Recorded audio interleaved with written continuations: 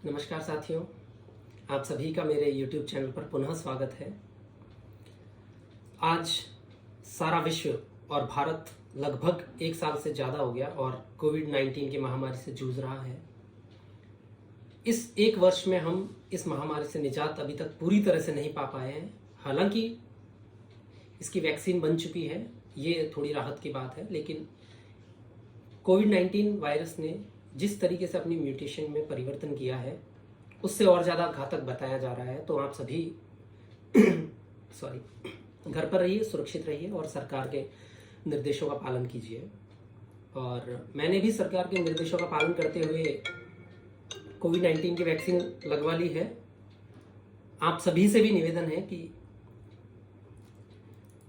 जिस भी व्यक्ति को कोविड-19 का टीका लगना है, अर्थात जो 45 प्लस एज वाले व्यक्ति हैं, उन सभी को टीकाकरण करवा लेना चाहिए। और जब कभी आपका भी नंबर आए तो आप भी टीका लगवा लीजिएगा। ये स्टूडेंट्स के लिए था। अब आप लोग सोच रहे होंगे कि आपने कैसे टीकाकरण करवा लिया, आपकी तो 45 प्लस एज लग नहीं रही।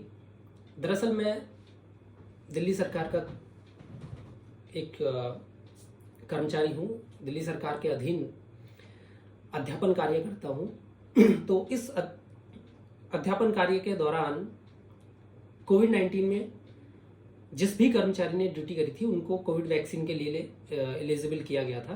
तो मैंने अपनी फर्स्ट डोज लगवा ली है। तो आप सभी से निवेदन है कि जब भी आपकी बारी आए तो वैक्सीन अवश्य लगवाएं और जब भी घर से बाहर निकलें मास्क पहनकर निकलें और आपस में फिजिकल डिस्टेंसिंग बनाए रखें। अब आज के मुद्दे की बात कर ली जाए कि आज किस मुद्दे पर यह वीडियो बनने वाला है। जिस टॉपिक पर यह वीडियो मैं बनाने वाला हूं उससे आप सभी भली भांति परिचित हैं। आप सभी ने अखबारों के माध्यम से या डिजिटल मीडिया के माध्यम से सुन लिया होगा कि दिल्ली सरकार और केंद्र सरकार में टकराव चल रहा है। इस टकराव की क्या वजह है? केजरीवाल साहब का पक्ष ज़्यादा मजबूत है या फिर केंद्र सरकार का पक्ष ज़्यादा मजबूत है? केजरीवाल साहब लगातार मीडिया में कह रहे हैं कि ये दिल्ली सरकार की शक्तियाँ छीनने वाला बिल है, दिल्ली की जनता का अपमान है और अब दिल्ली सरकार का मतलब होगा एलजी यानी लेफ्टिनेंट गवर्नर।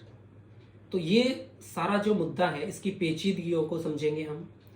संवैधानिक दायरे में केंद्र सरकार ने ये जो काम किया है क्या कानूनी दृष्टि से या संवैधानिक दृष्टि से उचित है या अनुचित, और इसी ही वीडियो में हम यह भी समझेंगे कि फेडरल सिस्टम और यूनिटरी सिस्टम क्या होता है, अर्थात संघात्मक और एकात्मक शासन प्रणाली कैसी होती है। इन दोनों का अंतर भी समझेंगे और यह भी समझने का प्रयास करेंगे कि क्या सुप्रीम कोर्ट में केजरीवाल सरकार जब जाएगी तो ये मुद्दा सुप्रीम कोर्ट में क्या टिक पाएगा, सुप्रीम कोर्ट में किसकी जीत होने की संभावना है, इस पर भी हम कुछ विचार करेंगे।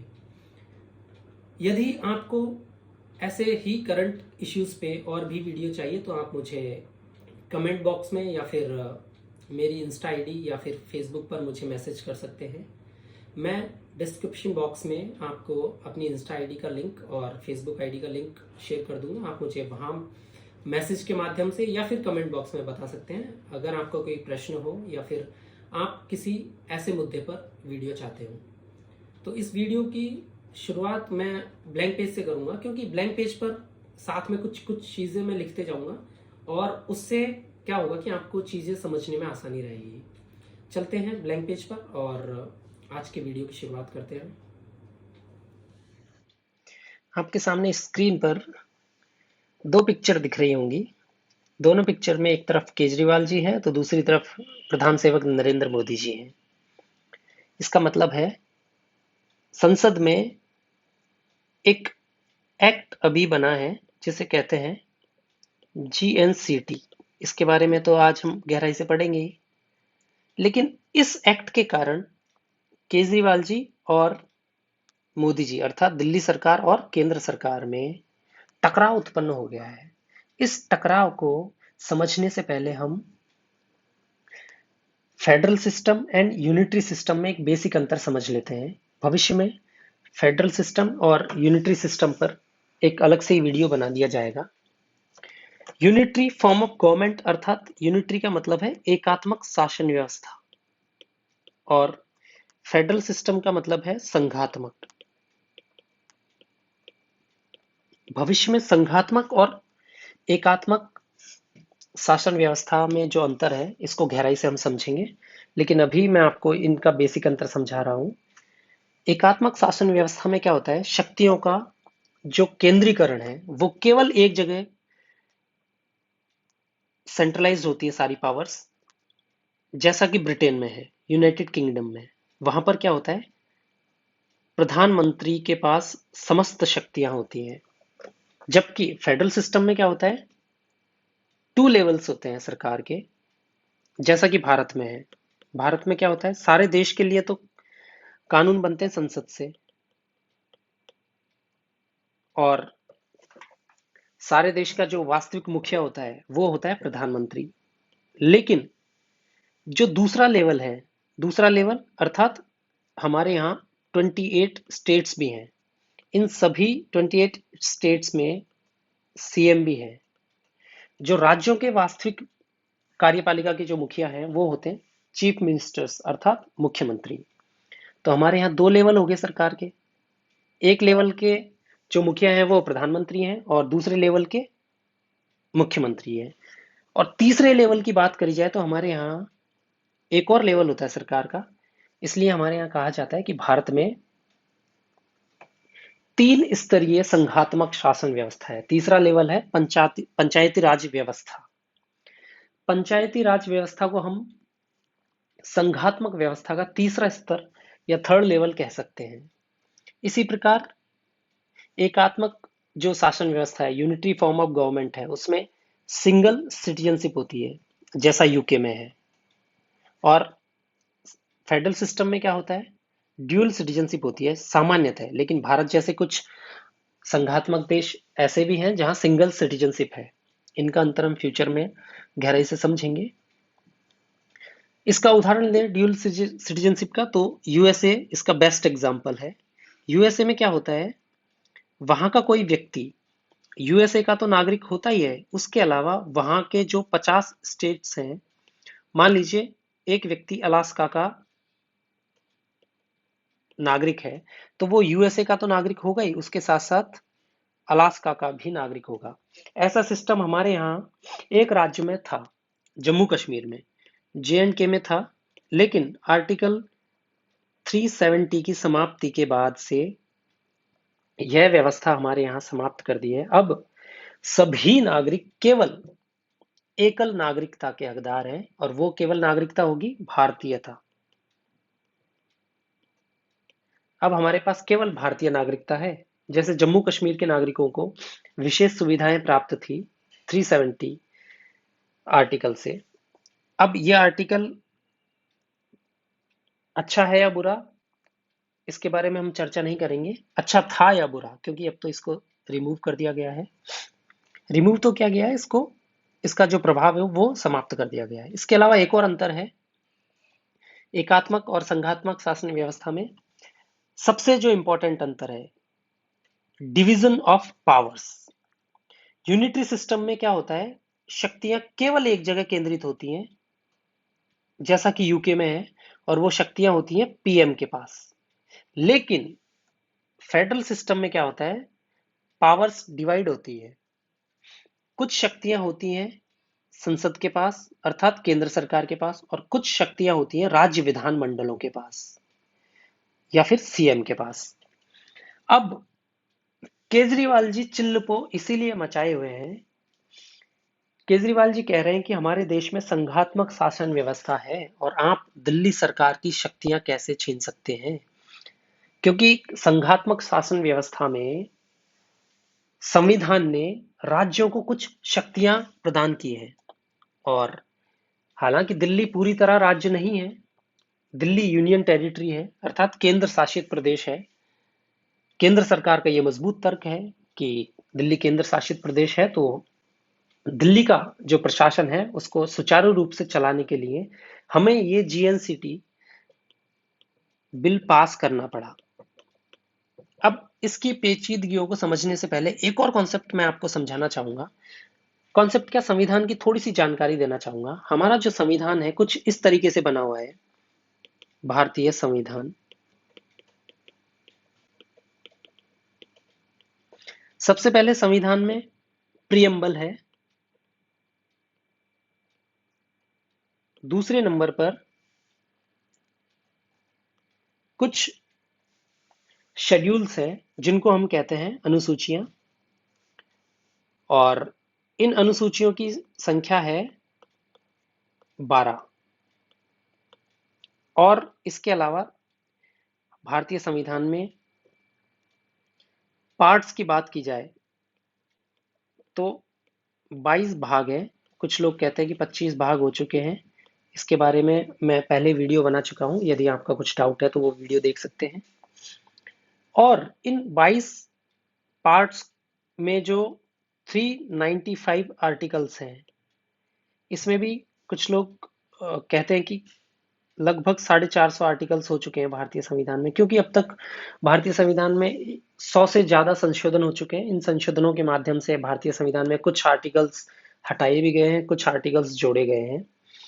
तो ये सारी बातें मैं अपने पहले वाले वीडियोस में बता चुका हूं, आप वहां जाके देख सकते हैं।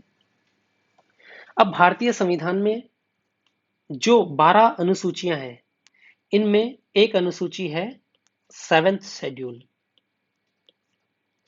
इस अनुसूची में केंद्र और राज्य की शक्तियों का बंटवारा किया गया है। इसमें 3 लिस्ट दी हुई है, इसमें 3 सूचियों का वर्णन है। इन सूचियों के बारे में हम थोड़ा सा समझ लेते हैं। और ये 3 सूचियां हैं, union list, state list and concurrent list. इस इमेज को मैं थोड़ा सा बड़ा कर देता हूं। इस इमेज में देखिए, जो संविधान की 7th शेड्यूल है, उसमें 3 अनुसूचियों का जिक्र है। इन अनुसूचियों को संघ सूची, राज्य सूची और केंद्र सूची के नाम से जाना जाता है। ये आपके सामने ये इमेज है, इसमें इन तीनों अनुसूचियों को आप देख सकते हैं। सबसे पहले तो यूनियन लिस्ट, दूसरे नंबर पर है स्टेट लिस्ट एंड थर्ड है कंकरेंट लिस्ट। इसमें यूनियन लिस्ट में 100 के आसपास जो सब्जेक्ट हैं, उन पर कानून बनाने की जो शक्ति है वो केवल किसके पास है? संसद के पास। और स्टेट लिस्ट में जो विषय हैं, उन पर कानून बनाने की शक्ति है राज्य विधानमंडलों के पास। और कंकरेंट लिस्ट अर्थात समवर्ती जो सूची है, इसमें राज्य और केंद्र दोनों कानून बना सकते हैं। लेकिन जब कभी सेंट्रल और स्टेट में टकराव उत्पन्न होगा, तो केंद्र की जो संसद है, हाँ, अर्थात केंद्र की जो विधायिका है,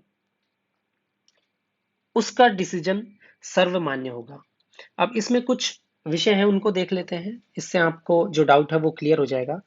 यूनियन लिस्ट में जो विषय हैं, उनमें सबसे इंपॉर्टेंट है डिफेंस। अब रक्षा के मामले ऐसा तो है नहीं कि किसी राज्य को सौंप दें, क्योंकि सारे देश की रक्षा का कार्य केंद्र के पास होता है। इसी प्रकार बैंकिंग, करेंसी। अब मान लीजिए करेंसी स्टेट लिस्ट में अगर शामिल कर दें, तो कल को बिहार कहेगा कि भाई देश की जो मुद्रा है, इस पर महात्मा गांधी जी की फोटो हटा के जो रिंकिया के पापा हैं मनोज तिवारी, उनकी फोटो लगाई जाएगी। तो कोई उस मुद्रा को खरीदेगा? अर्थात वो मुद्रा प्रचलन से बाहर हो जाएगी। ऐसा इम्पॉसिबल है। इसलिए करेंसी या फिर विदेश संबंध।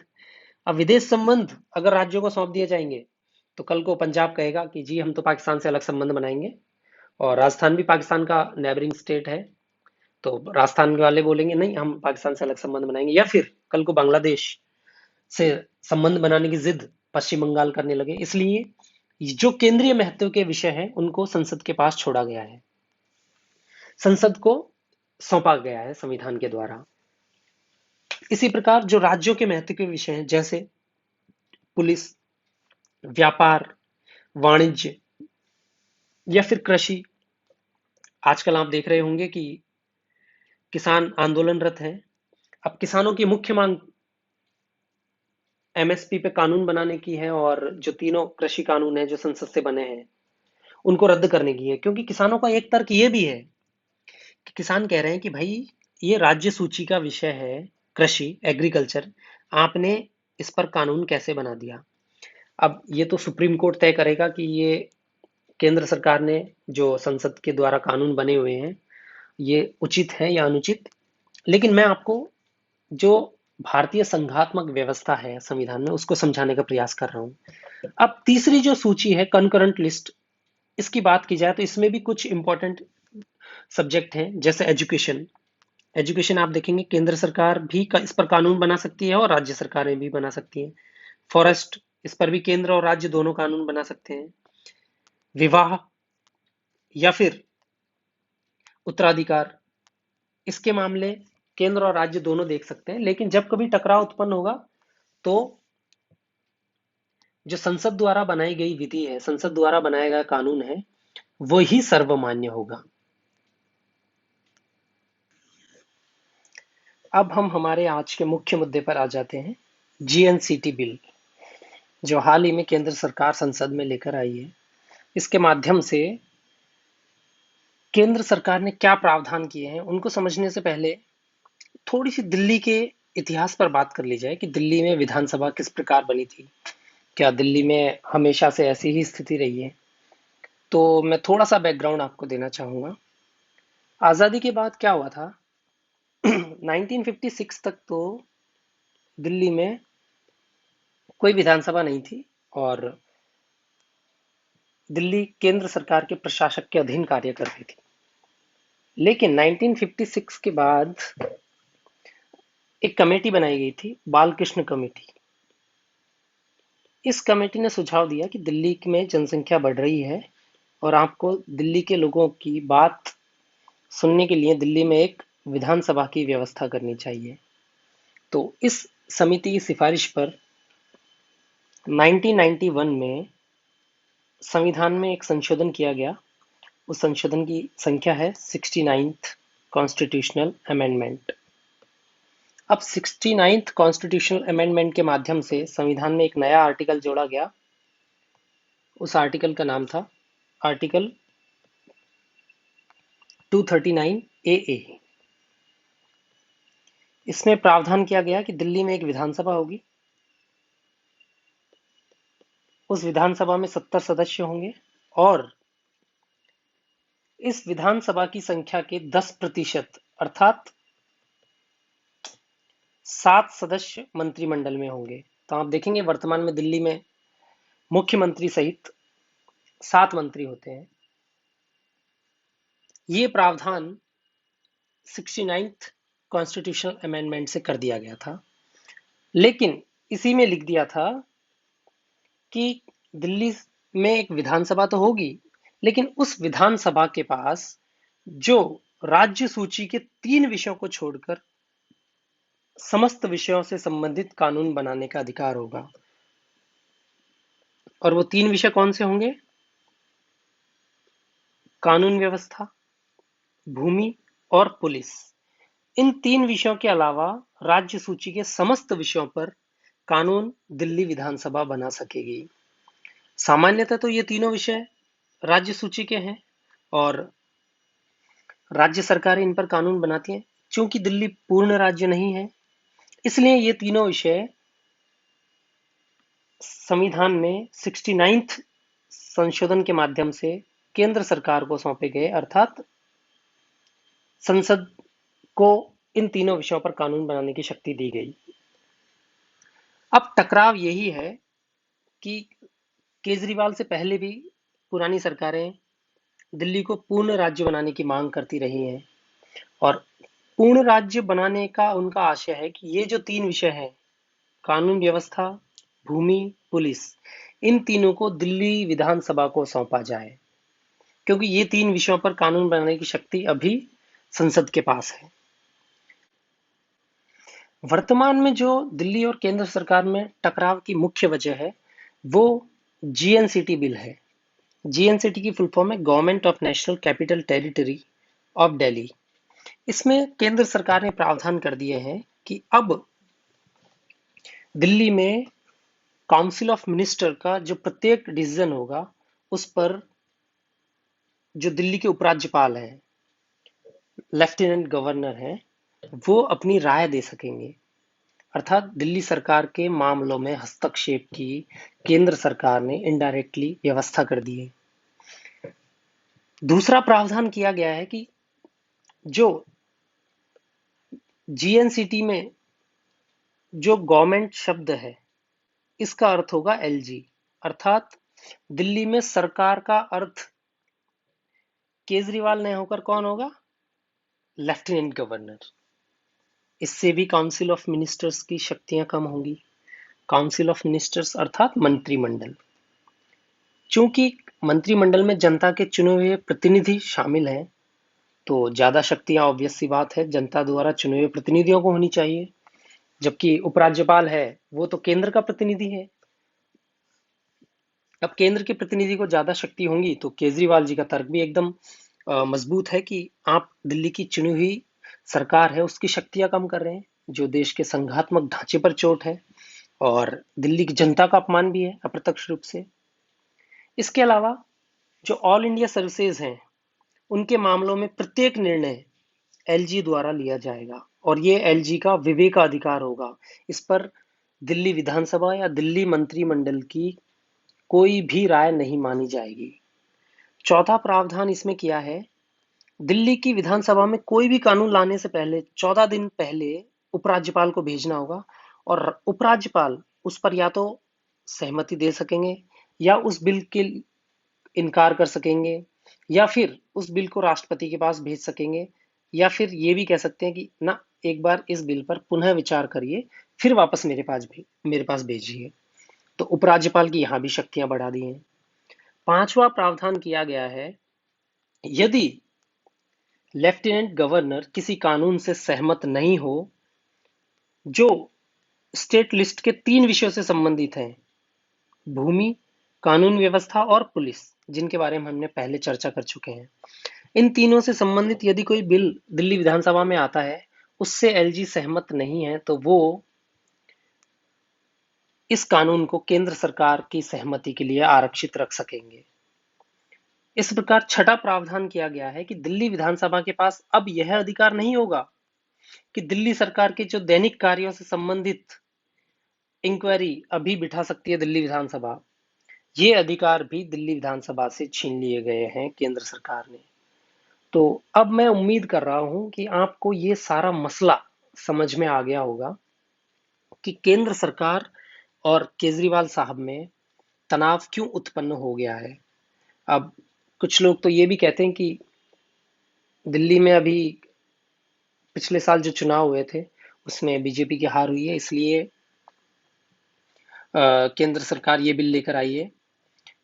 कारण कुछ भी रहे हों, लेकिन मेरे ख्याल से सुप्रीम कोर्ट में जाएगी केजरीवाल सरकार और सुप्रीम कोर्ट में ये बिल कितना टिक पाएगा ये तो सुप्रीम कोर्ट ही तय करेगा, क्योंकि 2018 में सुप्रीम कोर्ट का एक डिसीजन आया हुआ है इसी मामले पे। उसमें सुप्रीम कोर्ट ने कहा है कि लॉ एंड ऑर्डर, भूमि और पुलिस, इन तीनों मामलों को छोड़कर जो पहले से ही केंद्र सरकार को दिए हुए हैं, इन तीनों मामलों को छोड़कर उपराज्यपाल दिल्ली की चुनी हुई सरकार के द्वारा जो मंत्रिमंडल का गठन किया गया है उस मंत्रिमंडल की सलाह के अनुसार कार्य करेंगे। अब देखते हैं सुप्रीम कोर्ट अपने 2018 के डिसीजन पर कायम रहती है या उसको बदलती है, ये तो भविष्य के गर्भ में है। उम्मीद है मैं आपको ये सारा मसला समझा पाया होऊंगा। अब आगे भी ऐसे ही करंट के इश्यूज पर मैं वीडियो बनाता रहूंगा और आपकी अन्य कोई क्वेरी हो तो मुझे कमेंट बॉक्स में या डिस्क्रिप्शन बॉक्स में जो लिंक दिया हुआ है इंस्टाग्राम और एफबी का, तो आप मुझे वहां मैसेज कर सकते हैं। मुझे इतने धैर्यपूर्वक सुनने के लिए आपका बहुत बहुत शुक्रिया। जय हिंद, जय भारत।